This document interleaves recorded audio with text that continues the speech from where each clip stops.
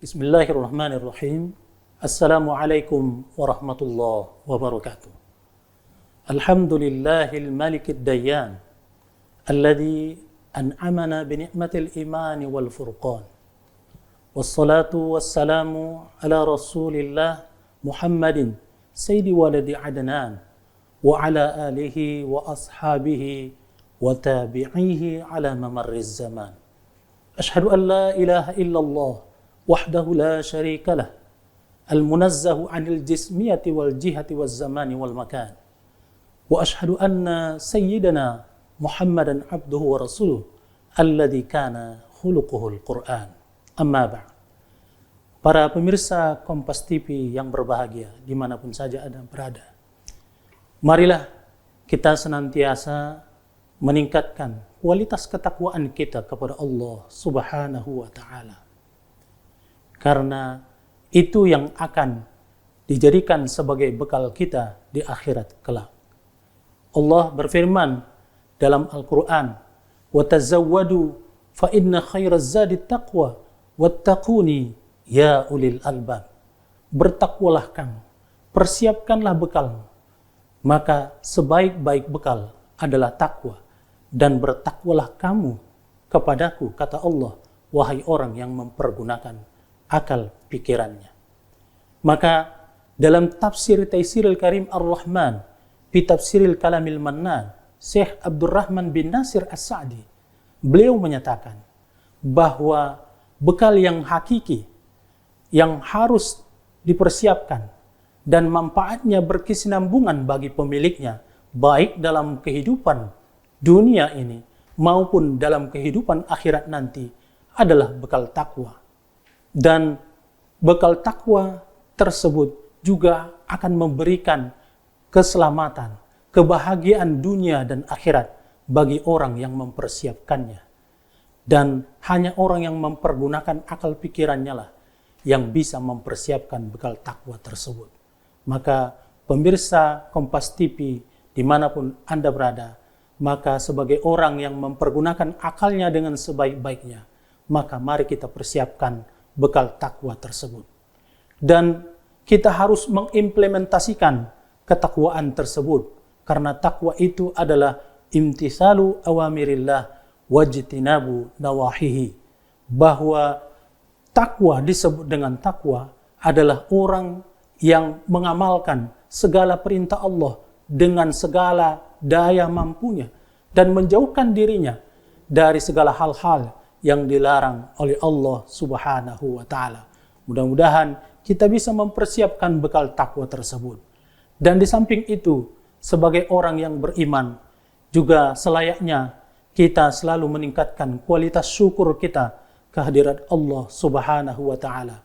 Imam Al-Ghazali dalam kitab Ihya Ulumuddin, beliau menyatakan bahwa orang yang bersyukur itu adalah orang yang mempergunakan nikmat Allah sesuai dengan tujuan penciptaannya. Oleh karena itu, beliau menyatakan, ketika nikmat kita peroleh, lisan kita mengucapkan kalimat-kalimat thayyibah. Kita mengucapkan alhamdulillah, wa syukrulillah, subhanallah, ketika kita mendapatkan rezeki dari Allah. Lalu hati kita adalah meyakini dengan seyakin-yakinnya dan mengakui dengan sesadarnya bahwasanya segala nikmat adalah berasal dari Allah Subhanahu wa Ta'ala. Sesuai dengan firman Allah, "Wa ma bikum min ni'mah faminallah." Bahwa segala nikmat yang kita peroleh itu semuanya adalah berasal dari Allah Subhanahu wa Ta'ala. Dan seluruh anggota tubuh kita dipersiapkan bagaimana supaya mendekatkan diri kita kepada Allah Subhanahu wa Ta'ala. Imam Abu Hazim, salah seorang tabi'in, menyatakan, kullu ni'matin la tuqarrabu minallahi azza wa jalla fahuwa khaliyah. Bahwasanya segala nikmat yang tidak mendekatkan diri kita kepada Allah, maka nikmat tersebut adalah merupakan kesia-siaan dan bisa menjadi kecelakaan bagi kita. Maka oleh karena itu, para pemirsa Kompas TV dimanapun Anda berada, maka selalulah bersyukur atas nikmat Allah Subhanahu wa Ta'ala. Kemudian salawat dan salam mari sama kita sampaikan kepada Nabi kita Muhammad sallallahu alaihi wasallam. Beliau berjuang dengan segenap jiwa raganya, segala harta, materi, dan segala macamnya dipersembahkan dan diperjuangkan untuk bagaimana umatnya satu pun jangan ada yang masuk neraka. Bahkan disampai kepada penghabisan napasnya, dia menyatakan, ummati, ummati, ummati. Maka sudah selayaknya lah kita mengucapkan salawat dan salam kepada beliau, dan kita melakukan segala hal yang berkaitan apa yang telah disuruhnya, dan kita meninggalkan segala hal apa yang dilarangnya, sebagaimana Allah berfirman dalam Al-Quran, wa ma atakumur rasulu fakhuduhu wa ma nahakum anhu fantahu. Apa yang telah diperintahkan oleh Rasul maka kerjakan, laksanakan, dan apa yang dilarangnya maka tinggalkanlah hal-hal yang dilarang oleh Rasulullah. Para pemirsa Kompas TV dimanapun Anda berada, maka pada kesempatan kali ini adalah merupakan momentum yang tepat bagi kita untuk melakukan muhasabah diri. Bagaimana kita introspeksi diri kita terhadap amal-amal yang telah kita lakukan. Sebagaimana Sayyidina Umar bin Khattab mengatakan, hasibu anfusakum qabla an tuhasabu. Mari introspeksi diri kita sebelum datang waktu di mana amal-amal kita akan dihisab. Maka mulailah kita melihat bagaimana amal-amal yang telah kita lakukan agar kiranya memberi manfaat dalam kehidupan kita ini, supaya kita betul-betul mengkoreksi bagaimana perbuatan amal ibadah yang kita lakukan selama ini. Mudah-mudahan kita bisa melihat, merefleksikan diri kita tentang apa-apa yang telah kita lakukan sesuai dengan apa yang telah dinyatakan oleh Umar bin Khattab. Hasibu anfusakum qabla an tuhasabu. Mari kita introspeksi diri kita sebelum datang waktu perhitungan tersebut.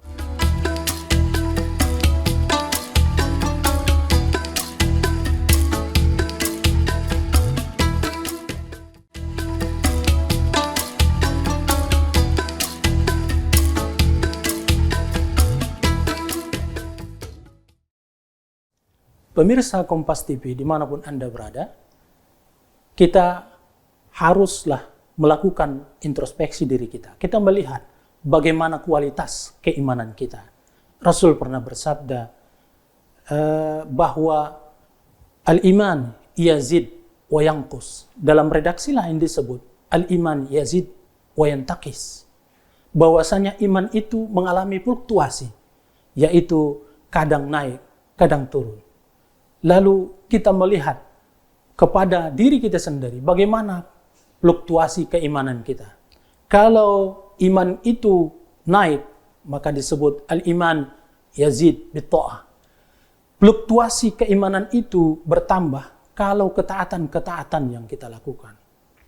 Tapi sebaliknya, kalau iman itu mengalami degradasi, mengalami penurunan, fluktuasinya turun drastis, maka karena hal itu adalah al-iman wa yantakis bil ma'siyah. Karena keimanan itu, keimanan yang ada dalam diri seseorang, dia melakukan berbagai perbuatan kemaksiatan, berbagai dosa-dosa yang dilakukan, atau berbagai kejahatan-kejahatan yang dilakukan, sehingga imannya mengalami degradasi. Oleh karena itu kita lihat bagaimana kehidupan kita di akhir-akhir ini. Apakah keimanan kita terus bertambah atau malah sebaliknya? Lalu apa yang harus kita lakukan? Maka dalam hal ini Rasul Shallallahu Alaihi Wasallam bersabda, jaddidu imanakum. Perbaharuilah iman kamu, kata Rasul.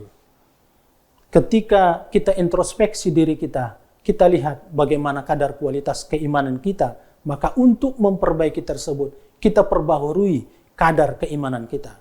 Lalu apa cara yang kita lakukan agar keimanan kita tersebut bisa kita perbaharui?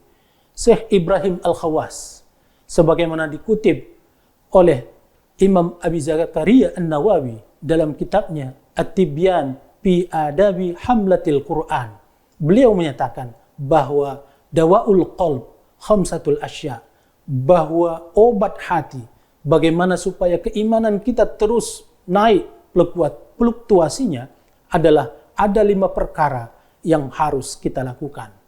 Yang pertama adalah qiraatul Quran bitadabbur. Maka pemirsa Kompas TV dimanapun Anda berada, yang pertama kita lakukan adalah membaca Al-Quran dengan tadabbur. Maka seringlah kita berinteraksi dengan ayat-ayat suci Al-Quran supaya hati kita dibentuk dan bisa disinari dengan cahaya-cahaya keimanan.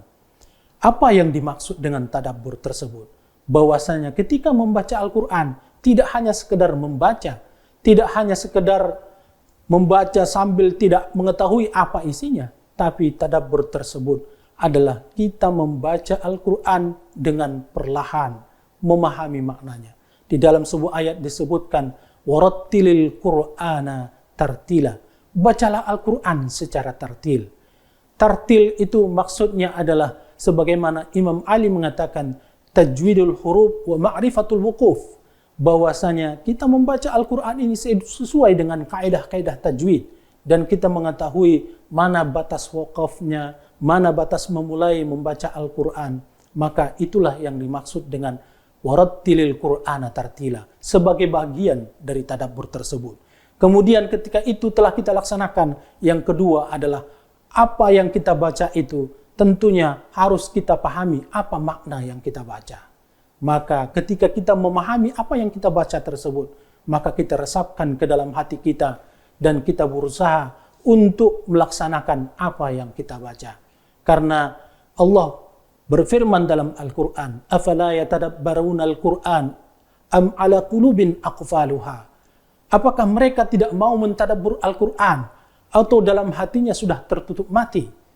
Maka kita sebagai umat yang beriman dan ingin meningkatkan kualitas keimanan kita, maka bacalah Al-Quran dengan meresapi maknanya, memahami ayat-ayat yang kita baca, dan kemudian kita berusaha semaksimal mungkin untuk melaksanakan apa yang kita baca. Kita mengamalkan ayat-ayat atau ajaran-ajaran yang Allah yang terkandung dalam Al-Quran tersebut. Oleh karena itu, maka yang pertama solusinya adalah qiraatul Quran bitadabbur. Kemudian yang kedua, kata Syekh Ibrahim Al-Khawas, adalah khala'ul batan. Artinya sering kita mengosongkan perut kita, dalam artian kita sering melaksanakan amal ibadah puasa. Karena puasa itu kita bisa mengkoordinir, kita bisa mengontrol hawa nafsu kita, dan kita bisa mendekatkan diri kita kepada Allah. Karena Imam Ali juga mengatakan ada 3 hal yang bisa meningkatkan kualitas kecerdasan dan kualitas keimanan kita. Yang pertama itu adalah kita qiraatul Quran, yang kedua adalah saum, dan yang ketiga adalah siwak, kata Imam Ali. Maka kita laksanakan membaca Al-Quran, kita melaksanakan berpuasa, dan kita membersihkan mulut dan gigi kita ketika kita membaca Al-Quran. Maka ini merupakan salah satu hal yang membuat meningkatnya kualitas keimanan kita. Maka oleh karena itu, marilah kita sering melaksanakan puasa demi meningkatkan kualitas keimanan kita. Maka para pemirsa Kompas TV dimanapun Anda berada, marilah kita melaksanakan membaca Al-Quran dengan tadabbur. Marilah kita sering melakukan puasa agar kiranya kualitas keimanan kita bisa meningkat, mendekatkan diri kita kepada Allah Subhanahu wa Ta'ala.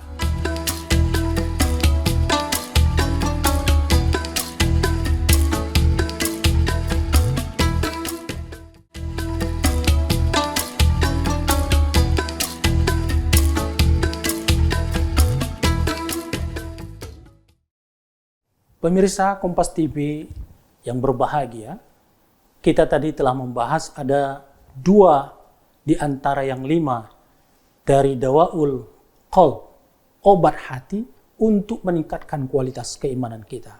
Maka kita masuk kepada yang ketiga. Adapun yang ketiga adalah qiyamul lail.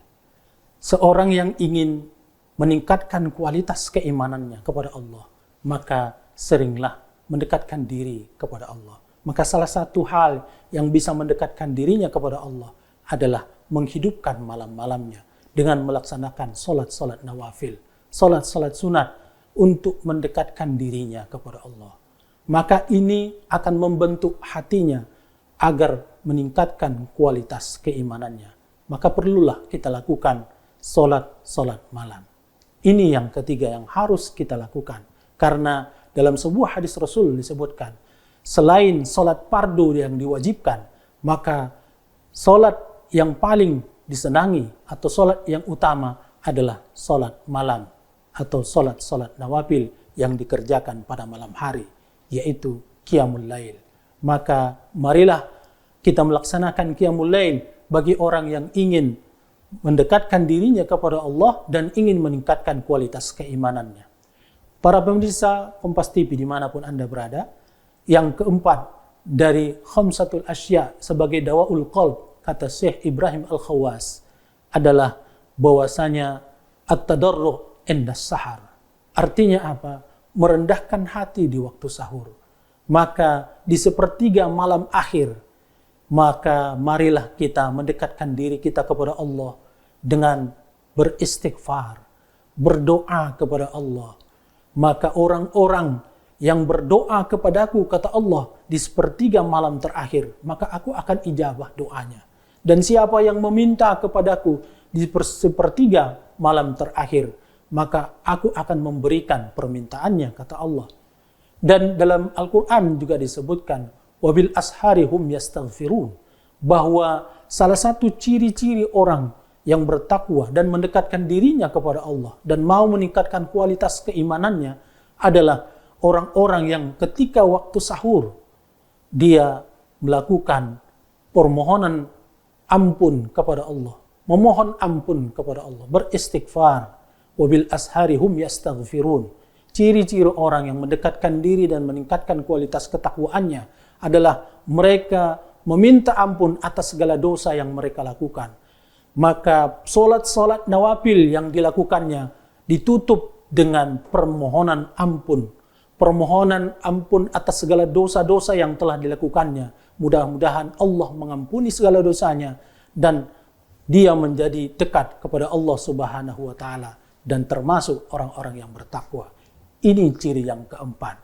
Dan ciri yang kelima sebagai obat hati untuk meningkatkan kualitas keimanan, kata Syekh Ibrahim Al-Khawas, adalah mujalasatus salihin.